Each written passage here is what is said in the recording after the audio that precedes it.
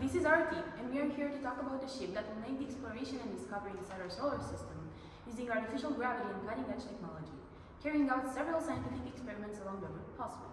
Welcome aboard, AuDacia. But where does our name come from? AuDacia is the former name of the territory where Romania lies today. It has a strong meaning for us because our relentless ancestors didn't surrender easily to the Roman Empire, despite facing challenges. While we promote peace, we encourage Dacians' resilience to pursue our goals and not give up. AuDacia thus resembles a combination of our roots and our audacity to explore the universe and push the limits of our knowledge beyond what humankind has ever achieved. But what specifically do we want to explore? We want AuDacia to be the biggest exploration spacecraft that has ever existed. By the following decades, we want to have the ship ready and operational for the arrival of the much-awaited moment. We'll visit Mars, Saturn, Neptune, Jupiter, and Uranus to uncover the mysteries that govern our universe. During the journey, we'll explore the vastness of space, including investigating the possibility of using Mars resources such as water and minerals to sustain human life, studying the geology and atmosphere of Mars to better understand the planet's history and potential for supporting life, identifying potential mining sites in order to extract valuable resources from the asteroids, studying their geology to better understand the formation and evolution of our solar system, monitoring that asteroid belt for potential threats to Earth and developing methods to deflect or destroy dangerous asteroids. But what about the spaceship? What will the spacecraft look like? Our settlement contains 4 individual components. The main station, which is an assembly of 2 systems spinning in opposite directions. The hangar and the 2 detachable stations, identical to the main one but scaled 0.4 compared to the entire settlement, for short-term exploration purposes. The large pseudo-torus has an outer radius of 750 meters, a width of 200 meters. The distance between the floor and the so-called sky ranges from 50 to 60 meters because of its elliptical shape, and the part from underneath reaches 12.5 meters. The hangar, a 750 meter cylinder with a 100 meter radius, is the powerhouse and the parking place for all the smaller spaceships. The access between the 2 toruses, the main one and the smaller one, will be made through 8 elevators, each one being assigned to another independent district, representing their centers. The only livable part of the settlement is the big torus, because of the Earth-like gravity. But how did our physics team manage to create this ideal environment? To generate the vertical and downward acceleration for our inhabitants, we propose spinning the torus at 0.14 radians per second, calculated as a function of the distance measured from the center of the livable area, to ensure a long and healthy life for each individual up to a certain height, which is acceptable for a short period of time. We want to ensure an efficient transportation network, especially since the settlement has to be emergency-proof. For radial mobility, we use the elevator spanning from each livable sector to the central tube. To mobilize mentally, there is the AuDacia Express, which runs along the circumference of the living rings at high speeds, opposite to the spinning of the rings, in order to minimize the resultant resistant force acting upon it. This way, we minimize wasted energy. With that said, we know space isn't the friendliest environment, so how will we protect ourselves? Radiation is one of the key setbacks we encounter in space exploration. Thus, our physics team replicated the Earth's protection by creating an artificial magnetic field around our settlement. Based on the magnetic field induced by current flow through a superconductor, we ensured protection against all dangerous charged particles flying towards us, such as protons, light nuclei, positrons, and electrons. Neutrons, however, lacking charge, don't interact with our field. Studies found that lithium borohydride not only is a great shield for these particles. This material shields not only neutrons but also gamma rays, which are also stopped with polyether ether ketone. Well-known X-rays will be kept out by lead and a thin layer of polymer.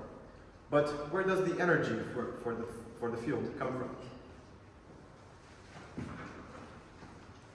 Our energy will come from various sources. The main source of energy will be provided by fusion reactors, a technology presented in the future.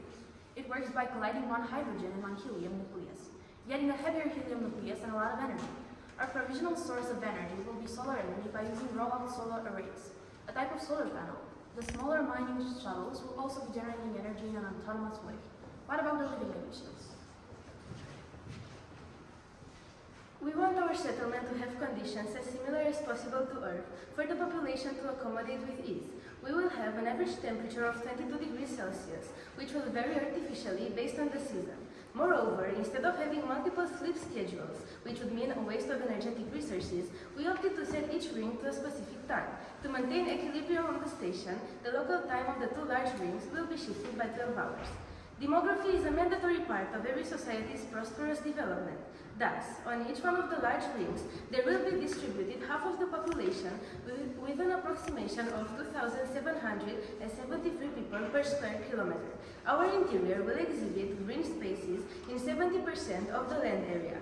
These areas will feature natural grass lawns. Also, the river will be 10 meters wide and as long as the circumference of its circular path. The houses will be either one-story or two-story buildings, depending on the number of family members. Any family with more than 4 members will live in a duplex. Otherwise, the family or person will live in a single-story house. To keep a society alive, we need oxygen. Where will this oxygen come from? Isolated in space, the last thing you want is running out of oxygen. Therefore, we will use cyanobacteria to produce and filter the air throughout the settlement. Not only have these microscopic friends shaped the evolution of Earth's atmosphere, studies have shown they are the future of oxygen sustainability in space too. The circuit will be completed with aquaponic systems, as in fish, which will help stabilize the cyanobacteria population, while also fertilizing the soil and filtering the water for the vegetables. But how will the water be produced? There may be multiple water recovery systems to maintain the appropriate levels of water throughout the whole space settlement, collecting water from human feces, biological waste, human illnesses, purifying it and using it again. Using the Sabatier reaction, we can easily transform carbon dioxide using hydrogen into water and methane, which would represent another important source of water. Sustainability, energy, diverse chemical compounds that can serve all the domains mentioned previously and the ones to come, all can be included in the stirring top. Through these metallic spinning top-like compartments equipped with a gas turbine, fuel can be transformed into energy. The electricity produced can take away from the labor of the main motors and other important devices in case of emergency. Also, food preservatives, fertilizers, medicine, and more can be obtained with little energy required. But regarding the administration, how could we make that happen? The economy of our space settlements presents unique challenges and opportunities due to limited resources and high transportation costs. To address these challenges, AuDacia aims to be self-sufficient and produce goods and services locally. Semiconductors offer a promising opportunity for economic growth. The production process requires specialized infrastructure and supporting systems as well as high-purity raw materials.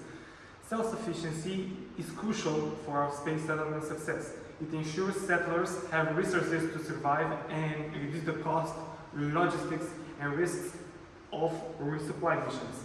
Self-sufficiency promotes autonomy and sustainability,